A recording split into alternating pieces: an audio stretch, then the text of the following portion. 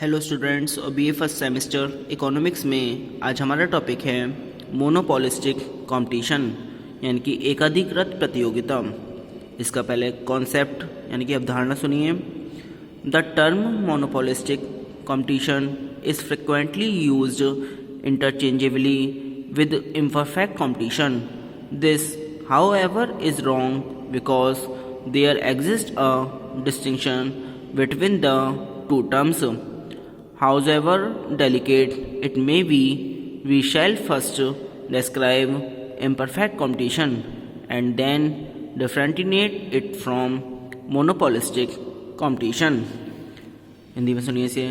पूर्ण प्रतियोगिता तथा पूर्ण एकाधिकार दोनों ही काल्पनिक दशाएं हैं। वास्तविक जीवन में इन दोनों का मिलना कठिन है क्योंकि प्रतियोगिता ना तो पूर्ण होती है और ना ही पूर्णतः लुप्त होती है। वस्तुतः व्यावहारिक जगत में इन दोनों के बीच की अवस्थाएं पाई जाती हैं। इस बीच की अवस्था को ही अपूर्ण प्रतियोगिता अथवा मध्यम बाजार की स्थिति की संज्ञा दी जाती है। अर्थात अपूर्ण प्रतियोगिता बाजार की वह स्थिति है जो पूर्ण प्रतियोगिता व एकाधिकार दोनों की चरम स्थितियों के मध्य रहती है। आगे सुनिए। In the preceding chapter we were concern with the analysis of forces determining price under the two extreme situations, namely that of perfect competition on the one hand and of pure monopoly in the other. In actual life, it is almost impossible to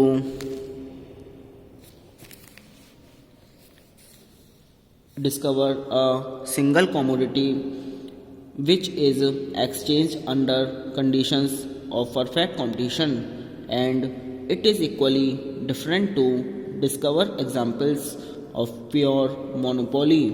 The reality, however, is to be found somewhere between the two extreme situations. The large majority of markets in real life display the characteristics of both monopoly as well as competition. In some, monopoly element predominates, while in others, competition holds sway. Such market situations where neither pure monopoly nor perfect competition prevails are referred to by the economist as imperfectly competitive markets. In other words, imperfect competition is that market situation which lies between the two extremes of perfect competition and pure monopoly. It implies imperfection in perfect competition. In other words, imperfect competition prevails where any of the conditions of perfect competition is absent. Imperfect competition is a very wide term and includes a great variety of market forms ranging from near monopoly or non-pure monopoly at one extreme to nearly perfect competition at the other. Monopolistic competition refers to a market situation where there are many firms selling a differentiated product. There is keen competition, though not perfect, among many firms making or producing very similar products.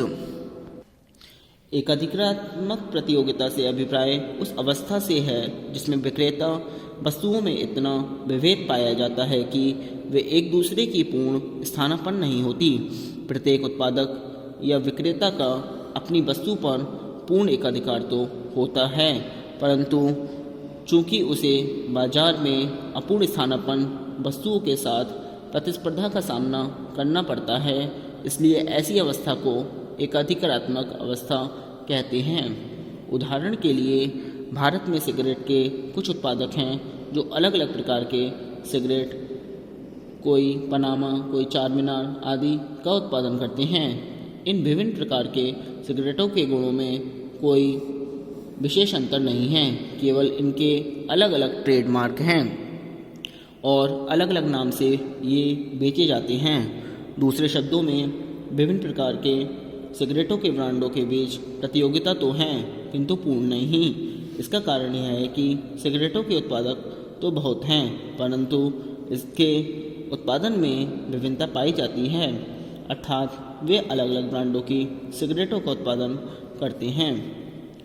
इस प्रकार हम देखते हैं कि पूर्ण प्रतियोगिता में एक अधिकार की अपेक्षा एक अधिकारात्मक प्रतियोगिता अधिक व्यावहारिक है। अब आगे देखिए definition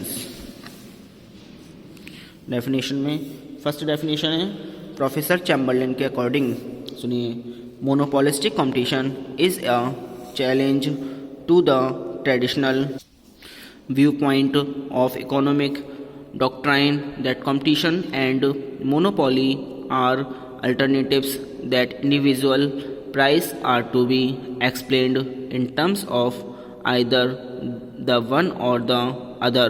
By contrast, most economic situations are competition of both competition and monopoly.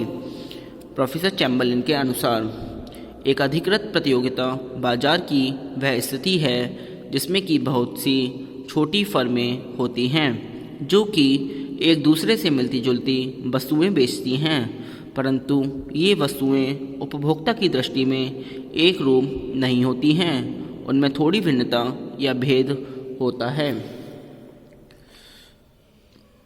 आगे सुनिए, वाटसन ने कहा है एक अधिकृत प्रतियोगिता के सिद्धांत का प्रयोग उन बाजार स्थितियों के विवेचन के लिए किया जाता है जहां बहुत से विक्रेता तथा प्रत्येक विक्रेता की वस्तु प्रतिद्वंदी विक्रेता की वस्तु से विभिन्न हों। संक्षेप में, एक अधिकारात्मक प्रतियोगिता वह बाजार स्थिति है जिसमें अनेक किंतु छोटे आकार की प्रतियोगी फर्में होती हैं और ये सभी फर्में मिलती जुलती वस्तुएं बेचती हैं, परंतु ये वस्तुएं पूरी तरह से समरूप नहीं होती, वस्तुओं में थोड़ी बहुत भिन्नता अवश्य पाई जाती है। अब आती हैं कैरेक्टरिस्टिक्स ऑफ मोनोपोलिस्टिक कंपटीशन, एक अधिकृत प्रतियोगिता की विशेषताएं। सुनिए, सबसे पहली है विक्रेताओं की अधिक संख्या, यानी कि लार्ज नंबर ऑफ सेलर्स। पहले इंग्लिश में सुनिए। The first feature of monopolistic competition is that there should be a large number of firms who are selling or supplying the product in the market. In monopolistic competition, the firms are bound to be small sized when they are found in such large numbers in the market.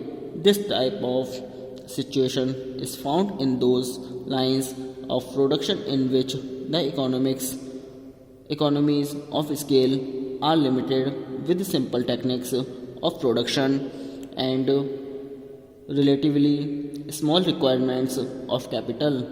Examples of monopolistic competition may be found in retail trades, grocery stores, service industries like shoe repairing shops, petrol stations, dry cleaning establishments, etc.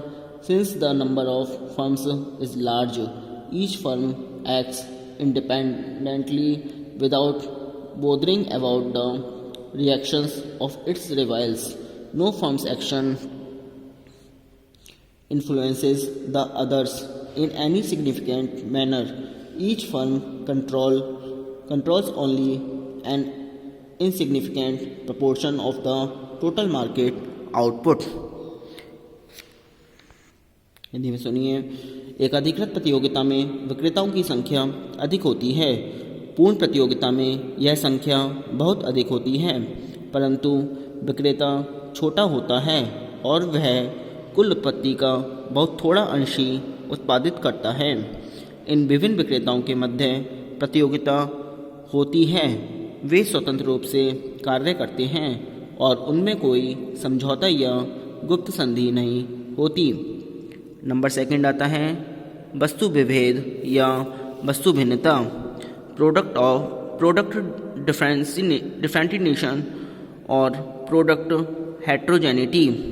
सुनिए। The second feature of monopolistic competition is product differentiation. The various firms under monopolistic Competition brings out differently knitted products which are relatively close substitutes for each other, but not perfect substitutes as such. For examples, many firms in India produce toothpaste, but the product of each differs from its rivals in one or many more respects. Other examples of monopolistic competition are different. We think soaps product differentiation can be brought about in a variety of ways as given below. Firstly, the firms may bring about product differentiation through differences in the quality of materials used, through workmanship, durability, strength, and through differences in styling and branding and myriad of other devices and artifices.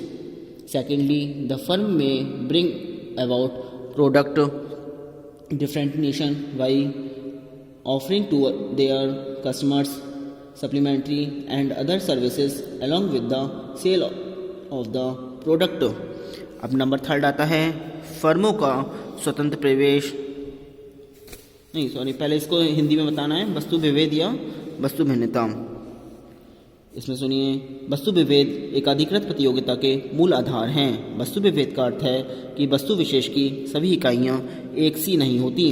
सभी फर्मों द्वारा उत्पादित वस्तुएं अधिकांश अंशों में एक दूसरे के स्थानापन्न होती हैं। प्रत्येक फर्म जो वस्तु उत्पन्न करती हैं वह किसी न किसी रूप में अन्य फर्मों की वस्तुओं से भिन्न होती हैं। नंबर थर्ड आता है फर्मों का स्वतंत्र प्रवेश, free entry of firms.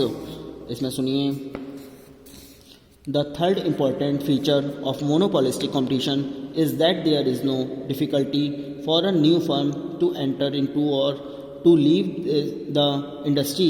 The same factors that results in a large number of relatively small sized firms also contribute to easy of entry into and exit from the industry.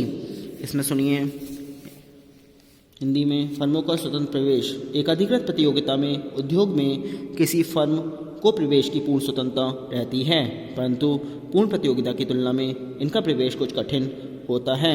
इसका कारण है वस्तु विभेद का होना। फोर्थ है विक्रय लागतें यानी कि सेलिंग कॉस्ट, और नंबर फिफ्थ है प्रत्येक फर्म अपनी वस्तु के लिए एक अधिकारी होती है। Each firm is monopolistic for its product. और नंबर सिक्स है समूह का विचार यानी कॉन्सेप्ट ऑफ ग्रुप। इसमें प्रोफेसर चैम्बरलिन ने अपने एकाधिकृत प्रतियोगिता सिद्धांत में समूह के विचार का प्रतिपादन किया है। एकाधिकारात्मक प्रतियोगिता में उद्योग का साम्य नहीं होता बल्कि समूह का साम्य होता है। आज के लिए इतना ही। Thank you very much.